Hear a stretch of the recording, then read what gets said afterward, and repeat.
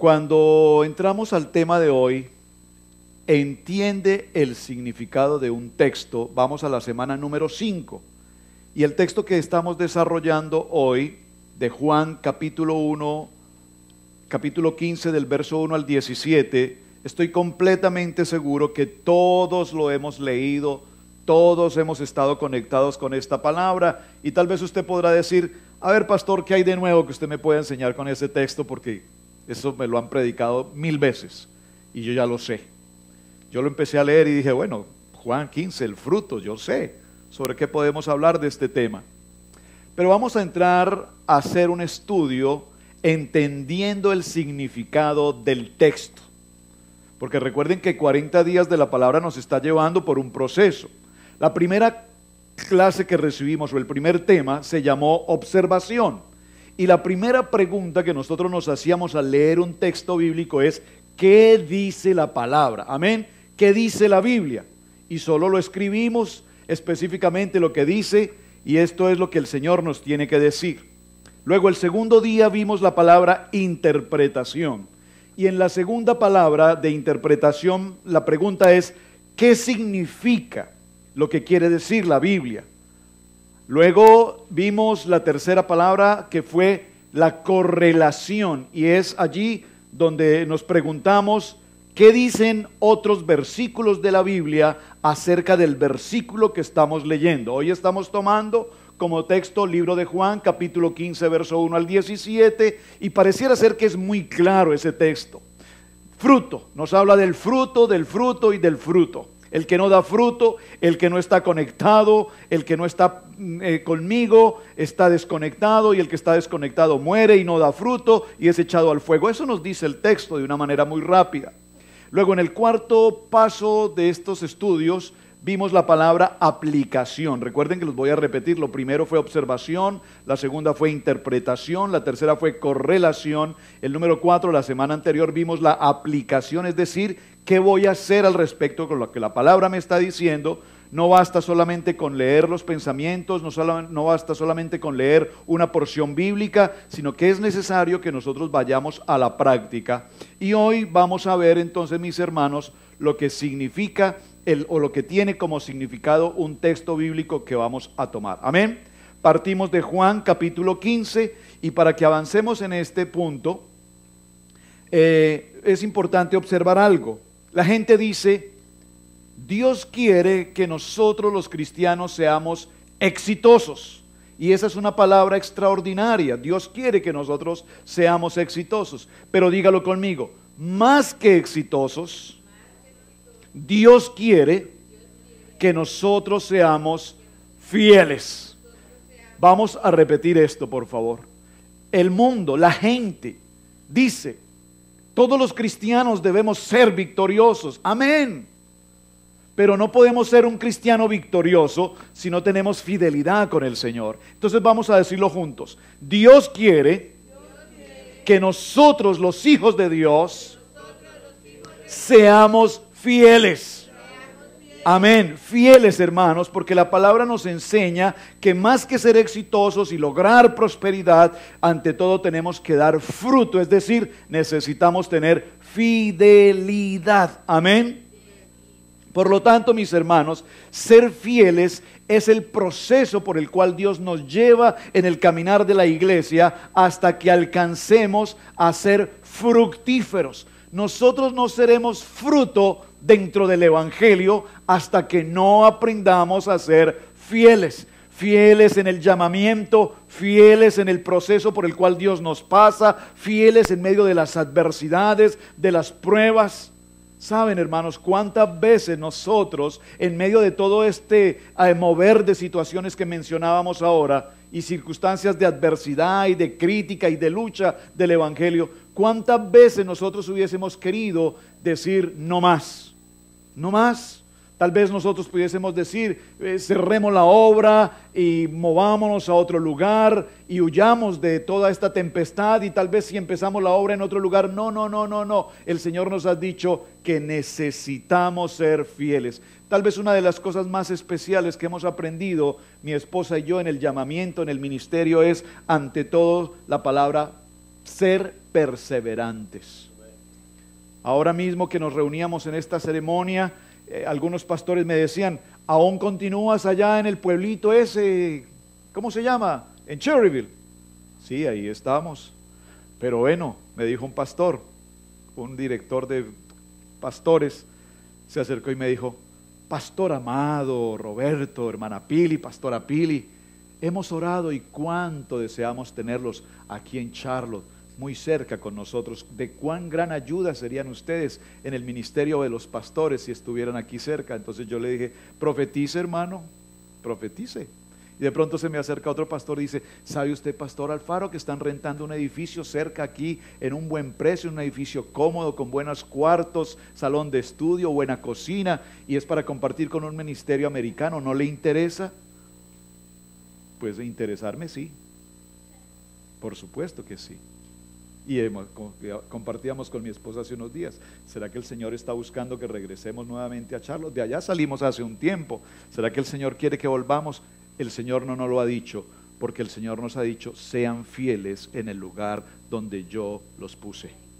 Y en medio de las incomodidades, adversidades y dificultades, el Señor nos ha dicho, sean fieles, porque si en lo poco me han sido fieles, en lo mucho los pondré. Amén. De tal manera que aquí seguimos. Puede ser que no le guste a muchos, pero aquí seguimos. Entonces, si usted nota, el capítulo 15 de Juan nos habla en 17 versículos específicamente de lo que significa dar fruto. Y para centrarnos a donde queremos llegar, mis hermanos, quiero decirles, vamos a ir al punto número 1 en sus notas, que es importante cuando entendemos un texto específico. Número 1, considere el aspecto histórico del texto que usted está leyendo. Y para que entendamos este punto, permítame por favor y acompáñeme, vamos a tomar el contexto de lo que está pasando en Juan 15. En sus Biblias, el Evangelio de Juan en el capítulo 15 dice, Jesús, la vid verdadera. Amén, ¿están conmigo? Ahora, ¿por qué Dios nos está hablando? Y recordemos históricamente qué está pasando allí. Acompáñenme ahí mismo en el libro de Juan al capítulo 13. Y vamos a recordarlos juntos. Por favor, históricamente, ayúdenme ustedes a recordar cuando Jesús habla de la vid verdadera, ¿a quién le dirige ese texto? Ayúdenme. ¿A quién?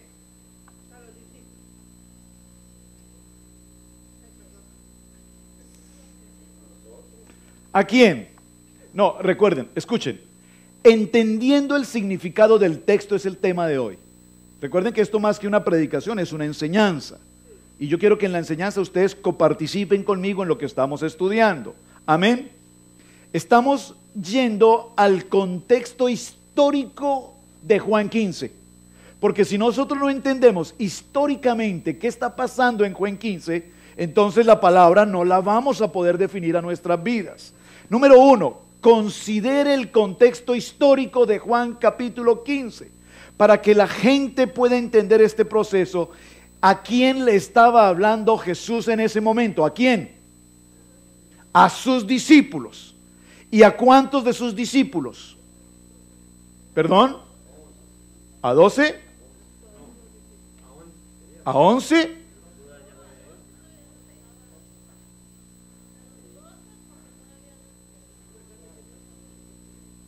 ¿Perdón? Veo que hay polémica entre las ovejas. Y esto es lo que quiero que pase con el tema hoy. Porque si usted me dice que es a 12, usted me tiene que dar un 12 con certeza. A 12, pastor. No, pero 12, no, 11, porque Judas no es, porque Judas, ¿cómo así, momentico? ¿Me están captando a dónde quiero llegar? Para entender Juan 15 necesitamos tener el contexto histórico claro de lo que está pasando en el capítulo 13, veámoslo juntos. Jesús lava los pies de sus discípulos y a esos 12 son 12. Ahorita viene el proceso. ¿Y qué pasó con Judas? Que eso es muy importante tenerlo claro porque estamos hablando del contexto histórico. Entonces, antes de la fiesta de la Pascua, Y observen que aquí hay una información valiosa. La fiesta de la Pascua, ya Jesús había anunciado que en el tiempo de la Pascua vendría el tiempo en que Él sería entregado y sería llevado a los sumos sacerdotes, a los fariseos, y Él estaría en proceso de muerte. Él ya lo había dicho, no solamente una, sino 2 o 3 veces. Amén. Antes de la fiesta de la Pascua, estoy en el capítulo 13, verso 1. Sabiendo Jesús que su hora había llegado para que pasase de este mundo al Padre, como había amado a los suyos que estaban en el mundo, los amó hasta el fin. Verso 2. Y cuando cenaban, como el diablo ya había puesto en el corazón de Judas Iscariote, hijo de Simón, que le entregase, sabiendo Jesús que el Padre le había dado todas las cosas en las manos y que había salido de Dios y a Dios iba, se levantó de la cena, se quitó su manto y tomando una toalla se la ciñó. Luego puso agua en un librillo y comenzó a lavar los pies de los discípulos y a enjuagarlos con la toalla con que estaba ceñido. Entonces vino Simón Pedro y Pedro le dijo, lo que yo hago, tú no lo comprenderás ahora, mas lo entenderás después. Pedro le dijo, ¿no me lavarás los pies jamás? Jesús le respondió, si no te lavare, no tendrás parte conmigo. Le dijo Simón Pedro, Señor, no solo mis pies, no solo mis pies, sino también las manos y la cabeza. Jesús le dijo, el que está lavado no necesita lavarse los pies, pues está todo limpio y vosotros limpios estáis, aunque no todos, porque sabía que le iba a entregar, por eso dijo, no estáis limpios todos. Así que después les hubo lavado los pies, tomó su manto, volvió a la mesa y les dijo, ¿sabéis lo que os he hecho? Vosotros me llamáis maestro y señor y decís bien, porque lo soy. Pues si yo, el Señor y el Maestro, he lavado vuestros pies, vosotros también debéis lavaros los pies los unos a los otros, porque ejemplo os he dado para que como yo os he hecho, vosotros también hagáis. Necesito leer todo el texto para que vayamos al punto. De cierto os digo, el siervo no es mayor que su Señor, ni el enviado es mayor que el que le envió. Alguien deme un amén. Si sabéis estas cosas, bienaventurados seréis si las hiciereis. No hablo a vosotros, yo sé a quienes he elegido, mas para que se cumpla la escritura, el que come pan conmigo, levantó contra mí su calcañar. Desde ahora os digo, antes que suceda, para que cuando suceda creáis que soy yo, que yo soy. De cierto os digo, el que recibe al que yo enviaré, me recibe a mí, y al que me recibe a mí, recibe al que me envió.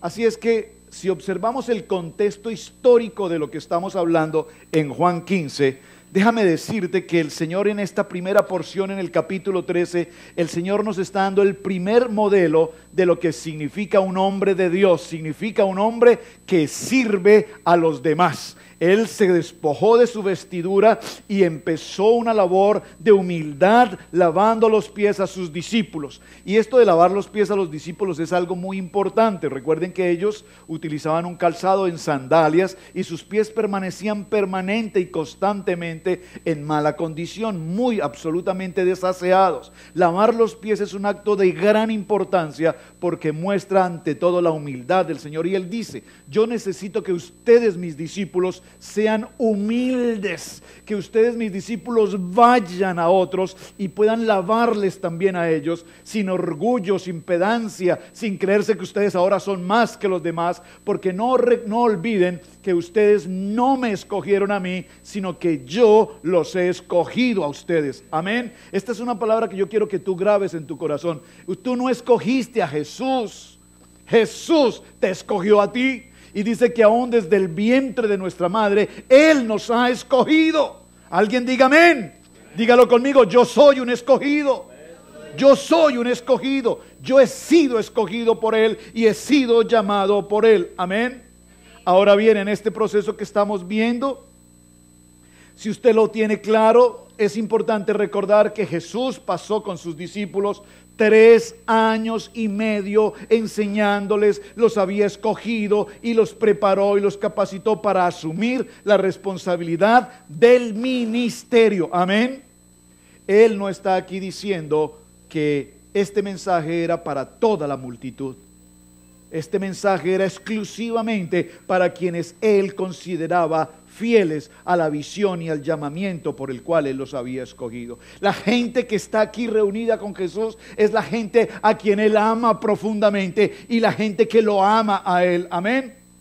Ahora nosotros vamos a entender por qué en estos versículos que estamos tratando el Señor nos habla y nos da la claridad de lo que va a suceder, de lo que está sucediendo y de lo que va a venir. Él les está indicando a sus discípulos cuáles son las condiciones de lo que está pasando, de lo que va a pasar y de lo que va a suceder después de que Él ya no esté. Amén. Si usted observa nuevamente, por favor, en el capítulo 13 donde estamos, vemos con claridad que Él, en el capítulo 13 y en el verso 1, en la fiesta de la Pascua, sabiendo Jesús que su hora había llegado para que pasase de este mundo al Padre, como había amado a los suyos que estaban en el mundo, los amó hasta el fin. El Señor reunió en todo momento a sus discípulos, les entregó todo lo que tenía que darles, les preparó y les enseñó y les moldeó para todo lo que tenía que venir. Amén. Ahora observen algo aquí interesante. Sabía el Señor que uno de ellos no era fiel. Sabía el Señor que uno de ellos no daría el fruto. Sabía el Señor con absoluta claridad que uno de ellos no había sido fiel. Ahora, continuemos con los textos que estamos desarrollando. Si usted observa en el capítulo 13, en el verso 27, y después del bocado, Satanás entró en él. Entonces Jesús le dijo, lo que vas a hacer, hazlo pronto. Y aquí es importante resaltarlo. A partir de este momento, Judas desaparece de la escena. Judas desaparece de la escena en este momento porque él ya sabía, Jesús ya sabía que él tenía que ir a cumplir con ese propósito de ir a entregarlo. Amén. En el capítulo 14, observen el capítulo 14. No se turbe vuestro corazón. Creéis en Dios, creed también en mí. En la casa de mi Padre muchas moradas hay. Si así no fuera, yo no os lo hubiera dicho. Voy pues a preparar lugar para vosotros. Amén. Observen qué está pasando aquí. El Señor nos está preparando el terreno de lo que va a pasar. ¿Cuál sería la situación? Dijo en esta ceremonia de las exequias de la pastora, dijo una hermana que pasó a dar unas palabras. Ha sido una hermana que ha soportado todo el terremoto de la iglesia. Ella y su esposo han estado ahí con los pastores incondicionalmente, cerrado sus oídos a tanta barbarie y se han sostenido allí. Y esta pareja, esta hermana pasó y dio unas palabras de lo más profundo de su corazón. Creo que fue uno de los momentos más lindos de la reunión, cuando ella pudo expresarle a su pastora su amor y dijo ella estas palabras: no sé si a partir de mañana, ellos se reúnen un día sábado, dijo ella, no sé si a partir de mañana me pueda acostumbrar a estar sin mi pastora. No sé si me pueda acostumbrar a estar sin mi pastora. Pero pastor, a ti te hablamos mi esposo y yo. Seguiremos firmes con usted, pastor, acompañándolo en el llamamiento para el cual Dios lo escogió. Y esto lo traigo a colación por lo que el Señor está haciendo con sus discípulos. El Señor les está preparando a los discípulos para decirles: en pocos momentos el Hijo de Dios será puesto en las manos de los sacerdotes, de los fariseos, e iré a la cruz y se cumplirá la palabra y yo no estaré más con ustedes. O sea que si ustedes no aprendieron a defenderse por sí mismos durante 3 años y medio, si ustedes no han aprendido a defenderse en el propósito para el cual yo los he escogido, necesito que crean que si Dios existe, ustedes tienen que saber que Dios estará con ustedes. Miren, y permítame este paréntesis. El hermano Luis trabaja en construcción. Hoy, no era su trabajo en su país. Muchos de ustedes hacen hoy en este país trabajos que no hicieron en sus países. Es decir, que en muy poco tiempo, tal vez en 3 meses, en un año, lograron prepararse para hacer el trabajo que hoy tienen. ¿Me explico? Y a lo mejor se han convertido en unos excelentes empleados o trabajadores en sus áreas. ¿De acuerdo? Y yo me pregunto, ¿quién de nosotros que trabaje un año en una farmacia no aprende en un año a atender una receta? ¿Quién de nosotros que trabaje en un restaurante no aprende en 3 o 4 meses a preparar un plato de comida de ese restaurante? Amén. ¿Quién de nosotros que trabaje con un mecánico no aprende en 3 o 4 meses a bajar un motor o a arreglar unas bujías o hacer un tune-up? ¿Quién de nosotros no aprende? Aprendemos muy poco tiempo, y aquí el Señor les está diciendo, 3 años y medio han estado conmigo y necesito que en 3 años y medio hayan aprendido lo que es el mover de Dios sobre esta tierra. Y yo me pregunto, ¿cuánto tiempo llevas tú en la iglesia? ¿1 año? ¿5? ¿10? ¿Cuántos versículos bíblicos sabes hoy? Porque si llevamos 20 años y apenas sabemos siquiera un versículo bíblico, qué vergüenza que nosotros en 20 años, en 5 años o en 10, ni siquiera conozcamos el sentido de lo que Dios tiene para nosotros. ¿Estamos claros en lo que quiero significar? El Señor aquí les está diciendo, yo no voy a estar más con ustedes. Así es que si ustedes durante 3 años y medio no se han fundamentado en el propósito de la palabra, esta es la situación que va a pasar, y por lo tanto yo les voy a dejar a ustedes un consolador que es el Espíritu Santo de Dios, y ese Espíritu Santo de Dios les dará y les indicará todo el proceso de lo que ustedes tienen que hacer. Amén. Número 2. Define las palabras claves de lo que estamos estudiando en este texto de Juan capítulo 15. Cuando nosotros vamos a buscar el significado de la palabra, tenemos que asegurarnos de entender lo que significa y no de lo que pensamos que eso significa. A veces pensamos que la vid, yo no sé qué significa. La gente dice, la Biblia dice que uno puede tomar. Jesús tomaba vino, entonces ¿por qué hoy no podemos tomar si Jesús tomaba vino? No. Eso es lo que tú piensas que la Biblia dice, pero eso no es lo que la Biblia está diciendo. Hoy tratamos de justificar nuestros errores o las adicciones o el pecado del mundo, diciendo en el tiempo de Jesús también pasaba esto.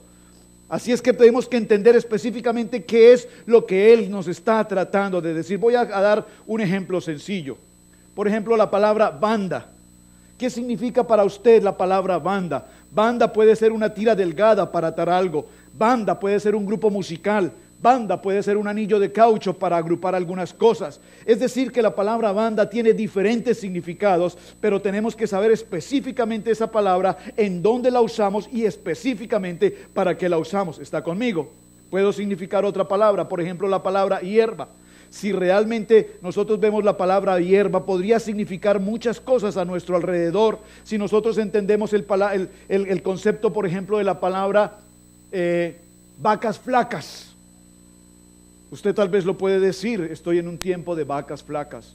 Tal vez lo que usted está significando es, estamos en ruina, estamos en crisis, estamos devastados. Yo no sé qué significado usted podría darle a un término como ese. Hace unos días yo mencionaba, en nuestro país se dice, estoy llegando al fin de año y estamos terminando el año del piojo. No sé si alguna vez usted lo ha oído. El año del piojo. ¿Y qué significa el año del piojo? Dios quiera que esa palabra nunca se les grabe en su corazón.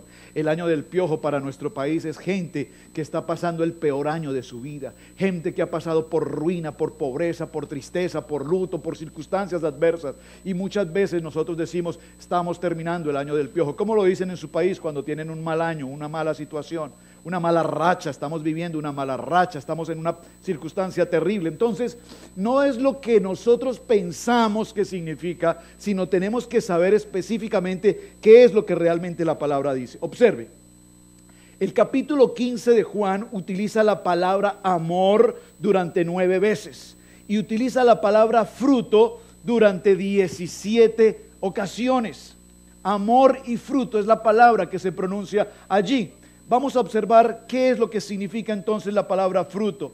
¿Qué es lo que el Señor nos quiere decir cuando la gloria suya viene para acá? Dice, ¿cómo podemos saber el fruto? La gente dice, Yo sé lo que es el fruto. ¿Usted sabe qué es lo que es el fruto? El fruto es el fruto del Espíritu Santo. ¿Y cuál es el fruto del Espíritu Santo? Dígalo conmigo. El fruto del Espíritu Santo es amor,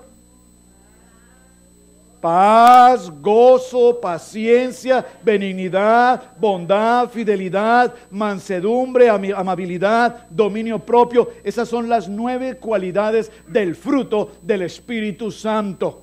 ¿Cuál es el fruto que tú tienes? Tal vez tienes el fruto de dar paz, tal vez tienes el fruto de dar amor, tal vez tienes el fruto del dominio propio. Mira entonces cuál es el fruto específico. La palabra fruto se utiliza 58 veces en el Nuevo Testamento y tiene más de una serie de aplicaciones de las cuales nosotros podríamos saber. Por ejemplo, en Mateo capítulo 3 verso 8 la palabra fruto se utiliza para hablar del fruto del arrepentimiento. En Mateo 26, 29 se habla del fruto de la vid y está hablando del vino de la comunión. En Romanos 7, 5 se habla del fruto y se habla del fruto para muerte. Nos está hablando del estilo de vida pecaminoso de una persona. En Romanos 15, 28 nos habla del fruto del Espíritu, que son las 9 cualidades piadosas. En Efesios 5, 9 habla del fruto de vida, que es la verdad, la justicia, la bondad. En Colosenses 1:16 está hablando del Evangelio dando fruto y creciendo, y nos está hablando a los nuevos creyentes. Entonces, mis hermanos, ¿qué significa para ti la palabra fruto? Porque hablamos del fruto sin saber realmente qué es lo que el fruto quiere que veamos. Número 3. Interpreta los versículos poco claros con versículos que sean muy claros. Hay versículos en la Biblia que al principio cuando los leemos decimos, por ejemplo, permanezcan en mí y yo permaneceré en ustedes. Y observen que aquí la palabra dice permanezcan, significa que debemos obedecer, significa que debemos permanecer, significa que debemos continuar, significa que debemos estar conectados hasta el final. La gente en las predicaciones o nosotros en los estudios bíblicos nos ocupamos del griego y del hebreo, y qué dice el griego y qué dice el hebreo y de dónde viene la raíz latina de esto y de lo otro, pero no es esto lo importante. Lo importante es que la palabra que nosotros estemos estudiando, permanece en mí y yo permaneceré en ustedes, es una palabra que nos produzca transformación a nuestra vida. ¿Saben? Es muy común, y lo digo con respeto por el tema pastoral, hay pastores que dicen desde el púlpito, esto que estoy hablando es extremadamente profundo y tal vez usted no lo pueda entender. Se llama eso ignorancia. ¿Por qué? Porque nosotros queremos darle a la Biblia un concepto de profundidad en la que yo entiendo la profundidad de Dios y usted no. ¿Está conmigo? Yo no puedo entender una persona, por muy ignorante que sea, que permanece en Cristo Jesús, da fruto. ¿Usted cree que eso no lo puede entender cualquier ser humano? Entonces a veces algunos predicadores dicen, este tema que voy a tratar hoy es un tema muy profundo que el Señor me ha revelado. Déjame decirte que el Señor no te revela algo a ti que no pueda ser revelado a usted. ¿Está conmigo? Eso no puede ser una revelación privada para mí y que yo tenga que venir a revelársela a ustedes. Cuando usted lee la palabra, tanto se la revelará a usted como me la revelará a mí, porque en la palabra de Dios no hay ningún secreto que tú y yo no podamos conocer. Amén. Yo no puedo minimizar a la vida de la iglesia y decir, hermano, creo que usted no puede entender esta palabra que yo le voy a dar ahora. Pero cuando nosotros tenemos el discernimiento y el poder del Espíritu Santo sobre nosotros, ninguna palabra nos quedará escondida ni secreta. Amén. Ahora bien, tiene allí en sus notas, escriba este espacio por favor. Dar fruto, ¿en qué consiste dar fruto? Dar fruto se produce por permanecer en Cristo. ¿Están con sus notas? Dar fruto produce permanecer en Cristo. Esta es la primera cosa que tenemos que escribir. Cristo en un verso muy claro nos habla y nos dice 3 veces, permanece en mí. Tú vas a dar fruto. Si no te quedas conmigo, no vas a dar fruto. Si no te quedas en mí, no podrás hacer nada. Esto es lo que significa el fruto. Es el fruto interno de lo que Dios está haciendo en cada uno de nosotros. Que nosotros podemos permanecer en Él. Que todo cristiano que permanece en la palabra, que quedamos en el proceso de la obra, que estamos considerando el ministerio y trabajamos para el ministerio, estamos dando un fruto. Yo coloqué un mensaje de texto ayer a la hermana Lupe después de que recogí su comida, gracias por la bendición, y le coloqué, hermana, gracias por la bendición y apoyar la iglesia. Todo lo que siembres con amor cosecharás grandemente. Y ella me contestó, a ver si recuerdo, Pili, ¿tienes el texto? Ella contestó, no, es una bendición servir, algo así colocó. Pero observen lo que ella coloca, no, primero me colocó, no es una bendición servir. ¿Están conmigo? Sí, no es una bendición servir. Yo entendí lo que ella estaba diciendo, es una bendición servir, pero primero me puso no es una bendición servir. Entonces hay una contrariedad un poquito en lo que se está diciendo. Yo entendí lo que ella quería decir. Decía, no, muchas gracias por el trabajo. No, para mí es una bendición servirle, ¿verdad? Pero pareciera una contrariedad. Entonces aquí el Señor nos dice, dar fruto es permanecer en Cristo. Número 2, dar fruto produce gloria a Dios. Y esto quiero resaltarlo, es algo extraordinario. El versículo 11 en el capítulo 15, dice, estas cosas os he hablado para que mi gozo esté en vosotros y vuestro gozo sea cumplido. Amén. Dios les está diciendo, cuando ustedes tienen fruto, cuando ustedes dan fruto, esto produce gloria a Dios. Qué extraordinario es que nosotros podamos producir un fruto y que el Señor tenga la complacencia en cada uno de nosotros. Número 3, dar fruto dará completa alegría en tu vida. Iglesia, cuando tú das fruto en la vida del ministerio, cuando tú estás dando fruto en la vida de tu trabajo, cuando tú estás dando fruto en el ministerio para el cual Dios te ha llamado, esto nos produce tremenda alegría. Miren, hermanos, tan pronto conocimos la muerte de la hermana, inmediatamente sentimos en nuestro corazón, mi esposa y yo empezamos a llamar a los pastores, por favor, ¿dónde se encuentra el pastor? ¿En qué parte está? ¿En la clínica? ¿En el hospital? ¿En una sala? ¿Dónde está? Nadie sabía. No sabemos. Por favor, alguien que me ubique la dirección del pastor. Yo quiero ir a su casa, necesito ir a su casa. Nadie me daba una respuesta. Finalmente logré conectarme con alguien en la estación de radio y me dijo, pastor, no sé, pero deme 5 minutos, yo le ubico la dirección. A los 5 minutos me colocó un mensaje de texto, me dio la dirección, Pili y yo estábamos listos, salimos, teníamos otro compromiso incluso con la hermana Ana, nos fuimos a atender esta situación y cuando llegamos a su casa temprano en la mañana, muy temprano en la mañana, para la gloria de mi Señor, fuimos los primeros en estar allí. Porque en un momento tan difícil como este, hermano, es donde verdaderamente necesitamos saber quiénes están con nosotros. Y cuando yo tomé y abracé al hermano Dani, esto es algo tan lindo, hermanos.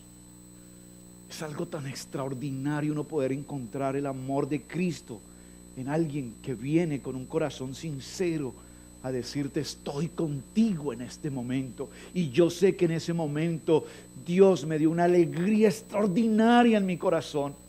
Luego en la noche, cuando estuvimos en la sala, en la iglesia, en la celebración, pasaron los pastores a saludar al hermano Dani. Y cada uno iba pasando y yo veía que los iba abrazando.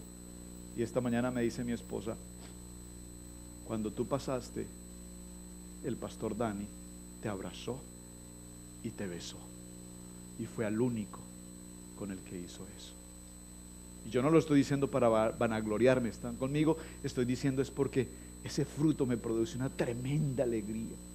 Una tremenda alegría. En ese momento Él me abrazó con tanto amor y me besó la mejilla y yo sentí que estaba dando un fruto porque había llegado en el momento más difícil. Le dije, no quiero que manejes, quiero ponerme a tus órdenes en lo que necesites, quiero estar 24 horas aquí, el tiempo que necesites para llevarte, para movilizarte. No quiero que te ocupes de manejar un vehículo porque no estás en condiciones de manejar.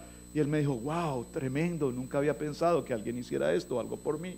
Fuimos a las escuelas, a visitar las escuelas, a explicar la situación, al hospital, a un lado, al otro, y él pudo estar atento. Y de pronto cuando veníamos de regreso le invitamos a compartir unos alimentos, y cuando veníamos ya en la tarde de regreso a dejarlo en casa, pude notar que él venía en la silla de atrás del vehículo y se quedó profundamente dormido. Y yo dije, gracias Señor, porque este hermano necesita esa paz. Y nosotros damos fruto y yo siento completa alegría porque sé que estábamos haciendo algo para servir al Señor. Amén. Número 4 en sus notas. en un texto, cuando estamos tomando un texto y para entender el significado del texto, necesitamos buscar el significado más obvio. El significado más obvio, el significado más claro. No necesitamos pasarlo por una serie de procesos y llevarlo y traerlo. Es específicamente qué es lo que el Señor nos quiere decir. ¿Cuál es el significado más obvio de lo que Él quiere que nosotros entendamos? La Biblia, hermanos, la Biblia no está llena de secretos. La Biblia está abierta para que cuando nosotros empecemos a navegar en ella, entonces Él nos empiece a revelar lo que supuestamente no puede, el hombre natural no puede entender, pero que el hombre espiritual puede ver, porque Él nos abre el entendimiento y nos muestra todo lo que está allí. Él empieza a revelarnos su palabra y la Biblia empieza a revelarse sobre cada uno de nosotros y nos abre luz para entender lo que el mundo no puede entender. Esta mañana la hermana Pili le preguntaba a los jóvenes, ¿qué dice el mundo respecto a la creación del universo? Y entonces llegamos a conclusiones que todos conocemos: el Big Bang, la explosión, unos átomos se juntaron, positivos, negativos, neutrones, protones, electrones, y se produjo una gran explosión, y de esa gran explosión apareció esta belleza que tienen aquí al frente. Es absurdo esto, es absurdo. No tiene sentido que, observen, permítame, doy un ejemplo. 2 aviones impactan en New York las Torres Gemelas. Los 2 aviones vienen cargados con cientos de miles de galones de gasolina, ¿de acuerdo? Son 2 bombas explosivas. Penetran al edificio, a las torres, y cuando penetran, allí se produce una explosión. Y de la explosión que se produce, ¿qué queda? Muerte, destrucción, terror, pánico, destrozos totales. No me pueden entonces los señores de las teorías creacionistas decir que de 2 moléculas del universo que se juntaron y chocaron y explotaron, aparecen Costa Rica, aparece Colombia, aparece México, nuestras playas, nuestros mares, nuestras montañas, nuestra fauna hermosa, hombres y mujeres de Dios. Todo eso puede ser el resultado de una explosión. Absurdo. Eso no puede jamás suceder. Además, en esa explosión todavía no existían los frijoles, de tal manera que tampoco podía explotar el mundo. ¿Están conmigo? Y como dijo el hermano entonces, Génesis es claro, Génesis 1 y todo el proceso de la creación y cómo fue creado el universo y cómo fue creado. Y me gusta que dice, en el principio creó Dios los cielos. Y los cielos habla de los cielos, de los cielos, de los cielos. Y Júpiter, Saturno, Venus, Marte. No, dice, y la tierra. La palabra es tan clara y tan absoluta que son pasajes obvios, que tenemos absolutamente claridad, porque por el poder de la palabra creativa yo sé que la tierra fue creada por Dios. En el principio creó Dios los cielos y la tierra. Y no necesito ir a Harvard, y no necesito ser un genio de la ciencia para establecer que la tierra fue creada por Dios. Así es que mis hermanos que tienen que defender la causa de la creación de la tierra y el evolucionismo, creo que ya les di la lección.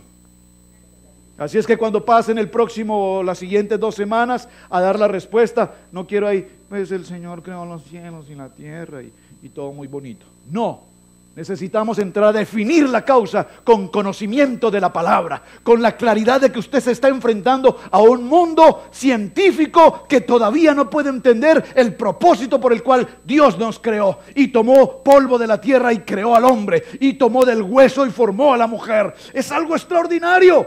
La tierra no lo puede entender, el mundo no lo puede entender, pero en el poder de la fe y la palabra nosotros lo podemos entender. No necesitamos desgastarnos. Esto es obvio, iglesia. Esto es extraordinariamente elemental, y para un hijo de Dios que cree en el poder de la palabra sabe que este propósito es absolutamente claro a cada uno de nosotros. Amén. Ahora bien, observen por un momento qué está sucediendo aquí. Recuerden que Jesús está caminando a través de la viña Y aquí está el punto. Un árbol sin fruto, no, un árbol sin vida, un árbol sin riego, un árbol que no está conectado con él, no puede dar fruto. Pregunta, ¿qué nos dice el Señor en este texto, Juan 15? Que si nosotros no permanecemos en él, no daremos fruto. La pregunta es, ¿cuál fruto, cuánto fruto y qué fruto has dado tú en la vida de la iglesia durante los años que tú lleves en el ministerio? Por favor, piense usted por un segundo cuáles son sus frutos. Vamos a decirle, Señor, los frutos que yo tengo para presentarte durante estos primeros 10 años en el ministerio han sido más de 2,000 almas que han venido a Cristo a través de una palabra que yo he podido dar. O usted podría decir, Señor, los frutos que yo he dado en el ministerio ha sido que durante los últimos 7 años en la iglesia he dividido la iglesia 10 veces. Porque hay frutos buenos y hay frutos malos. ¿Cuáles son los frutos que tú das? Hay gentes que quieren demostrarle a mucha gente que dan fruto. Toman el árbol y cuando toman el árbol, lo que hacen es pegarle al árbol frutos para querer mostrarle a todos los demás de que su árbol ha dado buen fruto. ¿Está conmigo?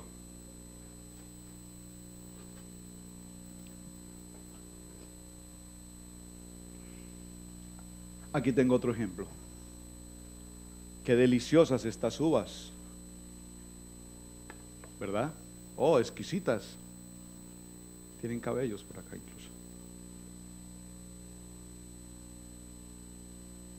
Pero estas uvas, este fruto, no es un fruto real. Es un fruto aparente. Parecen ser. Son muy similares, incluso en el color. Incluso al tocarlas, su textura es muy similar. Pero en el momento en que yo las pruebo, sé que este fruto no es un verdadero fruto. Y así hoy estamos en la vida de la iglesia, llenos de frutos aparentes, llenos de frutos muy jugosos, llenos de frutos que al mostrárselos a alguien dirá, wow, pero qué árbol es ese. Cientos de miles de congregaciones hoy se suman diciendo, tenemos la iglesia más grande de la ciudad. Estamos en el tiempo del mayor avivamiento que nunca se ha visto en este país. Y la pregunta es, ¿será acaso verdad que cientos de miles que llenan estadios hoy son verdaderamente frutos? ¿O tan solo son apariencia de frutos que llenan y llenan locales y que se mueven detrás del gran concierto o detrás del gran profeta o detrás del gran predicador y realmente ninguno de ellos lleva fruto? ¿Están conmigo? El Señor nos está diciendo hoy, ¿cuál es el fruto que tú das? ¿Estás yendo a evangelizar? ¿Estás evangelizando? Porque la palabra dice, según tenemos en esta iglesia, por fe y declaramos esa palabra, Isaías 61 y Marcos 16:15, tenemos una misión y tenemos una visión, id y predicad el evangelio. Y nosotros, de lo único que no hacemos en el cuerpo de Cristo es precisamente ir a predicar el evangelio. Eso suena lindo, usted se sabe la cita bíblica, la tenemos en una pancarta grande, lujosa, preciosa. Id y predicad el evangelio a todas las naciones y bautizadlos en el nombre del Padre, del Hijo y del Espíritu Santo. Y de todo lo que el Señor nos dice, estamos lejos del árbol, porque lo único que nosotros no hacemos es id, si a duras penas nos cuesta venir a la iglesia. A duras penas el domingo todavía luchamos contra las cobijas, dijo el hermano Rick, Una batalla de cobijas para levantarnos. A duras penas luchamos para venir a un estudio bíblico. A duras penas luchamos por memorizarnos una palabra. A duras penas luchamos por comprar un libro y poderlo estudiar. A duras penas abrimos el libro entre semana para leerlo. A duras penas leemos la Biblia. A duras penas hacemos un devocional. A duras penas oramos. Y en todo el mensaje que tenemos para hoy, el Señor lo único que nos quiere decir es: permaneced en mí. Y la única forma posible como nosotros podemos permanecer en Él, mis hermanos, es, dígalo conmigo, a través de la oración. Permaneced en Cristo produce oraciones contestadas. Dígalo conmigo. Permanecer en Cristo produce oraciones contestadas. ¿Quién de los que estamos hoy aquí presentes, que ha permanecido en Cristo, ha escuchado y ha recibido las oraciones del Señor? El versículo 7 en el capítulo 15 nos dice: si permanecen en mí y mis palabras permanecen en ustedes, dice, pidan todo lo que quieran y se les concederá. Esta palabra tiene que ser una palabra rema para alguien en este lugar hoy. Amén. Permanecer en Cristo produce oraciones contestadas ahí en sus notas. Pero escúchame, iglesia, permanecer en Cristo produce oraciones contestadas. Escúchame, iglesia, ¿qué clase de oración? Por favor, esto tómenlo muy en serio, iglesia. ¿Qué clase de oraciones son las que ustedes hacen? Yo quisiera ver las manos levantadas de los matrimonios en esta iglesia, de las parejas de matrimonios que están aquí, que se levantan temprano en la mañana como pareja a orar. Yo quiero verlos. O tarde en la noche, o al mediodía, o a las 10, o a las 11, yo no sé la hora, no me preocupa la hora. Quiero saber como matrimonios, ¿quiénes de ustedes están teniendo tiempo de oración? Me bendice ver las manos levantadas de la gran mayoría, gloria a Dios. Pero si hay aquí alguien como pareja, como matrimonio que no lo está haciendo, Juan 15 te está diciendo hoy, el tiempo de que des fruto está en tu oración como matrimonio. Esto no lo digo hoy, esto lo hemos enseñado durante los últimos 9 años y muchos allá dicen: blasfemos, herejes. No me importa, eso es lo que dice la palabra. Porque un matrimonio dividido contra sí no podrá prosperar.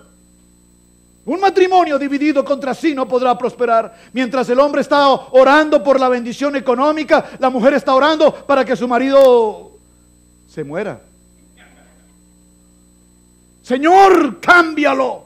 Señor, transfórmalo. O Señor, cámbiala. Señor, transfórmala. Señor, envía, llévatela o te la envío. Entonces estamos en yugo desigual, estamos en oraciones encontradas. ¿Por qué nuestras oraciones no son contestadas? Porque no tenemos unidad de la oración. Y el Señor está diciendo, para que ustedes puedan tener oraciones contestadas, no pueden tener oraciones diminutas. Voy a ponérselos en dólares porque los dólares les gustan.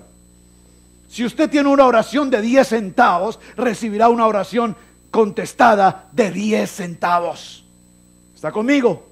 Pero si usted quiere una oración de $1, usted recibirá una oración contestada de $1. Esto lo estoy colocando simplemente como una medida. Con esto simplemente quiero decirles, mis hermanos, si usted tiene una oración diminuta: Padre, bendícenos en este día, amén, gloria a Dios, aleluya, y se fue. Eso es lo que el Señor va a hacer por usted. Los va a bendecir un segundito y se va. Pero cuando usted tiene tiempo de orar, tiempo de tomar una palabra, tiempo de buscar un texto, tiempo de enseñar a sus hijos, tiempo de leer el devocional, dedícale tiempo a tu oración. Si tienes, dijo el hermano Rick en su enseñanza, si tienes que levantarte más temprano, acuéstate más temprano, descansa más temprano, de tal manera que te levantes más temprano y tengas tiempo para orar. No salgas a la tonda tolondra, dicen en alguna parte, yo no sé dónde lo dicen, pero lo he oído. No salgan a la aventura del día sin la bendición de Dios. ¿Qué nos dejó de enseñanza la muerte de esta hermana? En lo personal, a mi esposa y a mí. Estuvieron en casa, hacen su servicio de semana en casa.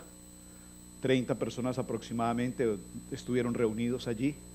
El pastor les tenía una buena noticia: vamos a tomar un templo en renta. Se sintieron muy gozosos los hermanos, pasaron un tiempo de gozo especial con la noticia. Normalmente terminan entre 9:30 y 10. Esta noche se demoraron casi hasta las 11. A las 11 de la noche los hermanos salen de casa. Se queda la pareja pastoral, sus 2 niños. La esposa le dice: mi amor, mientras lleva a los niños a descansar, es un poco tarde, mañana tienen escuela y yo voy a entrar un momento, me quiero dar un baño. Ellos entran los dos a la alcoba y en el momento, entran todos a la alcoba, en el momento en que entran a la alcoba ella le dice, oh, mi amor, no me siento bien, siento que me voy a desmayar. Él la toma por los brazos, la recuesta, no sé, sobre la cama, sobre el piso, no sé. Y él en ese momento empieza a orar, Padre Celestial, Señor, bendice la vida de mi esposa, su salud en este momento. Y él está tan puesto en la oración, y de pronto uno de sus niños, el pequeñito, le dice, papi, mami no respira. Él abre sus ojos y él inmediatamente ve que el semblante de ella ya no era el semblante de vida. Él inmediatamente vio que el semblante y el color de los ojos de su esposa ya no estaba. Iglesia, den fruto, vivan su día como si este fuera el último día. No esperes a dar fruto mañana, no esperes a dar fruto el próximo año, no esperes a ser un mejor cristiano la otra semana, cuando terminemos el curso de 40 días y yo conozca 10 versículos bíblicos de memoria, daré fruto. No, iglesia, el fruto lo tienes que dar ahora, porque ninguno de nosotros tiene el lunes comprado. Ninguno de nosotros tiene el lunes comprado. Nosotros salimos a Asheville en unos minutos y no sabemos qué puede pasar en carretera. Iglesia, estuve con el hermano en el hospital y se acercó un hombre muy amable, muy gentil. Esto es una estrategia comercial. Se acercó un hombre muy elegante, bien vestido, un americano muy gentil, y dijo, ¿quién de ustedes es el esposo de la señora que falleció? Él es el esposo. Él le dijo, soy pastor. Mi esposa era la pastora de la iglesia. Dijo, oh, una mujer muy joven, aparentemente con una muy buena salud. Qué extraño que haya muerto tan joven, ¿verdad? El hermano contestó, solo Dios sabe. Bueno, mira, quiero hacerte una consulta. Quisiéramos saber si tú puedes firmar esta acta, este documento, para tomar los órganos de tu esposa, para poderlos repartir a personas que lo necesitan. Él me volteó a mirar con unos ojos desorbitados y me dijo, pastor, ¿qué hago? Le dije, dile que te dé un minuto, tómate un minuto. Nos sentamos en la sala y me dijo, oh pastor, es que yo no puedo creer que yo tenga que entregar los órganos de ella. Le dije, mira, le conté la historia de la película Five, los que la vieron. Le dije, tienes que ver esta película. Cuando el joven adolescente falleció, un hombre hijo de Dios, un niño íntegramente entregado a Cristo, sube al vehículo de un par de inconversos locos del mundo.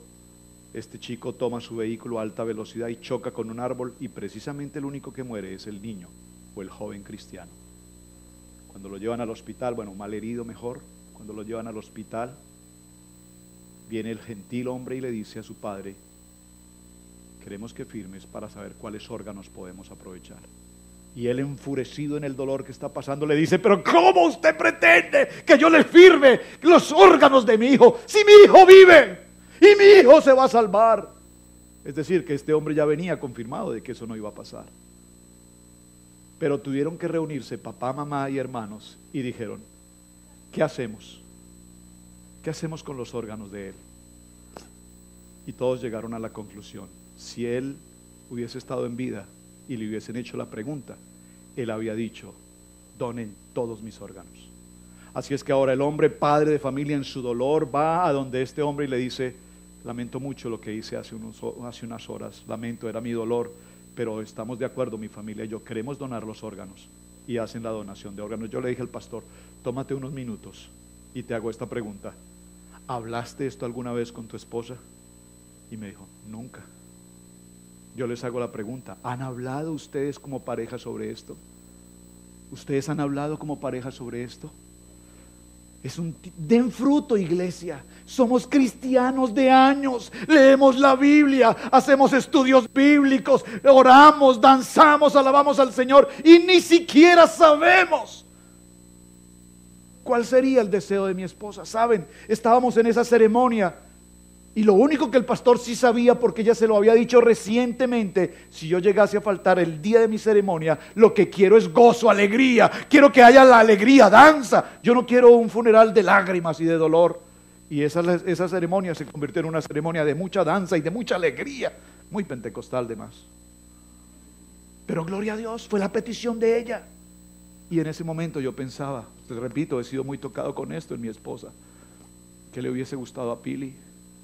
Y yo sé que a Pili le hubiese gustado que cada uno de ustedes pasara con un versículo memorizado y la palabra. Número 1. Número 2, sé que mi esposa no quisiera que la llevaran a su país. Eso lo tengo claro, eso lo tenemos claro nosotros. Y muchas otras cosas. Nosotros nos hemos sentado, mi esposa y yo, y hemos hablado: ¿qué pasaría si falta ella? ¿Qué pasaría si falto yo? ¿Qué sería el paso a seguir? Yo te pregunto, ¿lo estás haciendo? ¿Lo estás haciendo? ¿O estamos esperando que algo suceda intempestivamente en cualquier momento y no tenemos una estrategia en Cristo Jesús de lo que tenemos que hacer? Yo tengo una lista aún de las personas que pueden entrar y de las que no pueden entrar. Yo no sé en cuál lista estás tú. Solo ese día lo sabremos.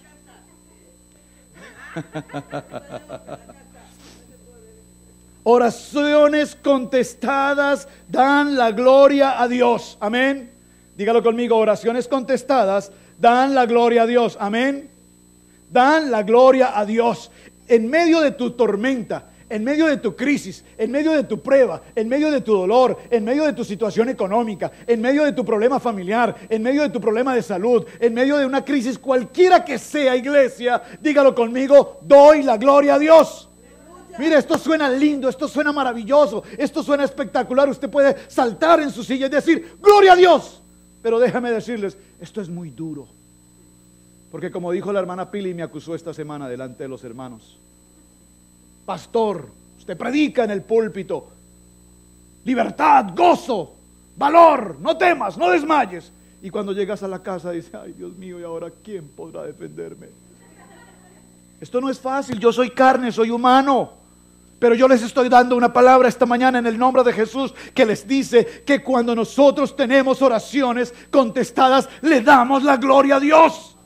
Y puedes estar pasando por tu peor tempestad, puedes estar pasando por tu peor crisis. Déjame decirte algo, y alguien hoy tiene que hacerlo en este salón. Si estás pasando por una adversidad, si tienes una prueba, cualquiera que sea, económica, familiar, de salud, la que sea, ¿sabes cómo no te puedes caer?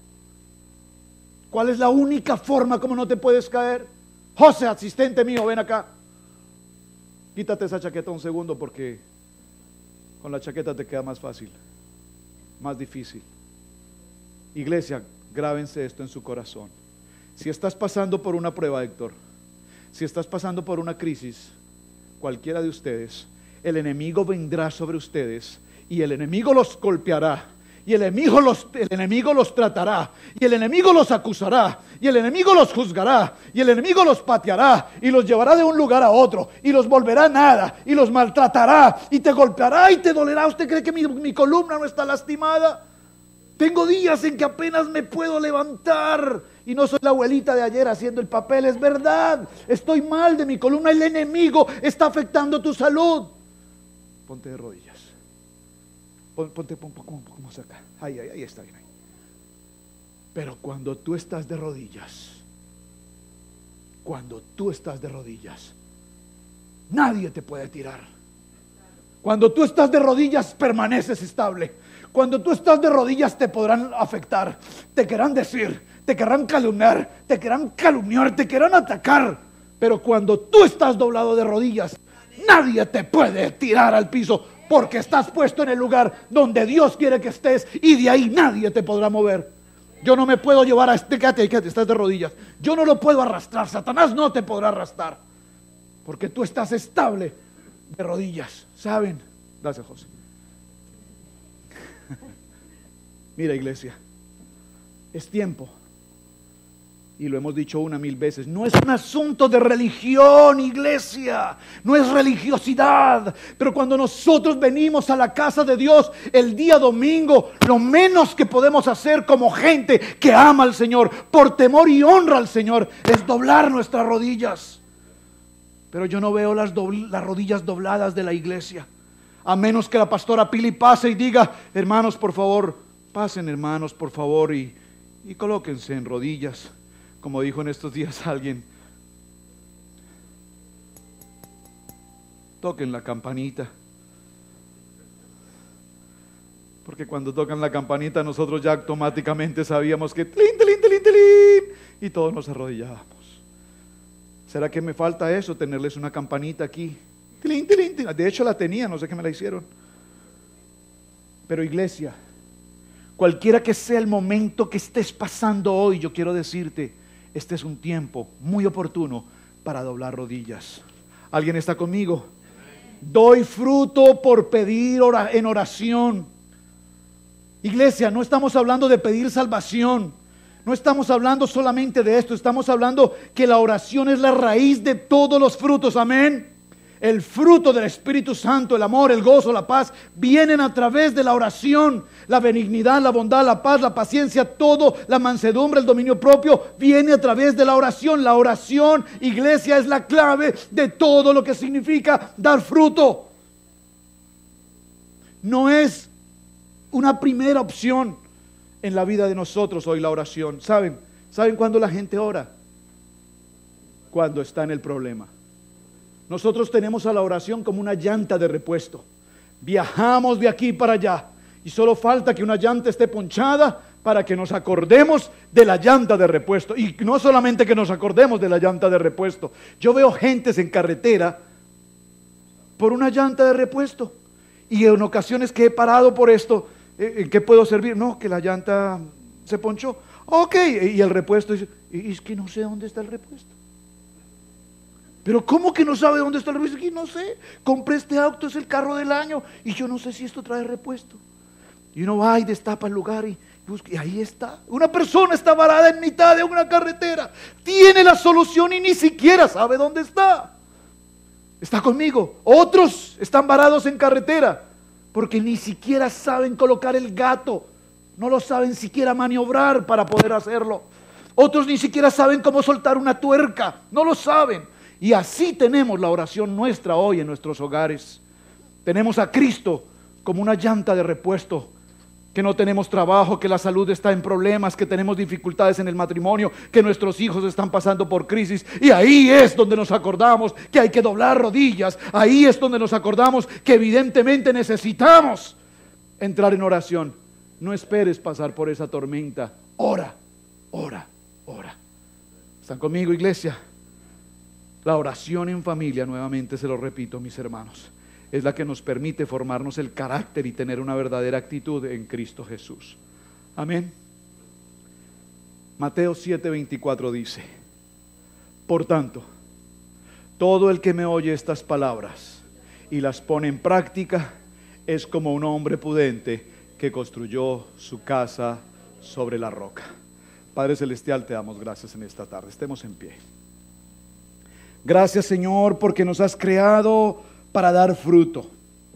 Gracias, Señor, porque la Iglesia Cristiana Integral en Cherryville, en Asheville, Señor, nos has formado para dar fruto.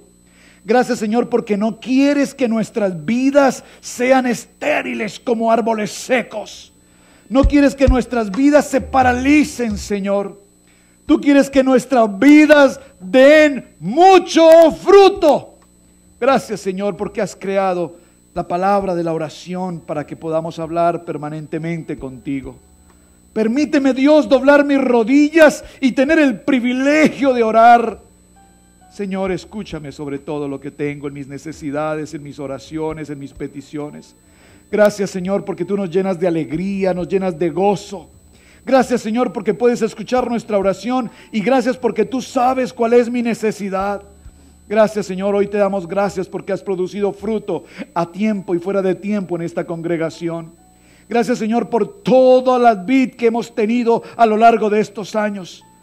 Y aunque estén hoy en muchos otros lugares, Señor, sabemos que pertenecen al árbol de la vida al cual tú nos has llamado a pertenecer. Permítenos, Señor, mantenernos conectados al árbol de la vida para que nuestra vid se multiplique y se multiplique en fruto a nuestros hermanos, a tantos aquellos que hoy necesitan una palabra de ti, a tantos aquellos que están allí afuera descarriados o que nunca jamás han conocido de una palabra. No nos permitas, Dios, entrar en polémicas y en contradicciones denominacionales o conceptos de hombre. No, eso no es. Dios, permite que nuestro tiempo de oración, de comunión y de evangelismo sea ir a predicar tu palabra a un Cristo vivo, a un Cristo sanador, a un Cristo de resurrección, a un Cristo de milagros, a un Cristo de misericordia, al Cristo de la paz, al Cristo que nos da vida, al Cristo que nos provee el alimento, al Cristo que nos guarda en el hueco de su mano. Dios, permítenos ser llevando fruto a donde quiera que vayamos. Cuando nuestros labios se abran, Dios, la palabra brote a través de nosotros. Que seamos, Dios, como el hombre que al escuchar la palabra produce, Señor, fruto y levanta su casa sobre una roca sólida e inconfundible que es Cristo Jesús. Que nuestras acciones, nuestros actos, nuestro testimonio sean de vida, de esperanza, de luz, porque tú eres luz. Dice tu palabra que somos sal, y como sal salimos a salar la tierra, a salar a cada persona, para que cada persona tome sabor, para que con el sabor la gente se alimente, para que con el sabor la gente cobre vida. Padre, te damos gracias por esta palabra, en el nombre poderoso de Cristo Jesús, Señor. Amén, amén y amén. Demos una gloria al Padre.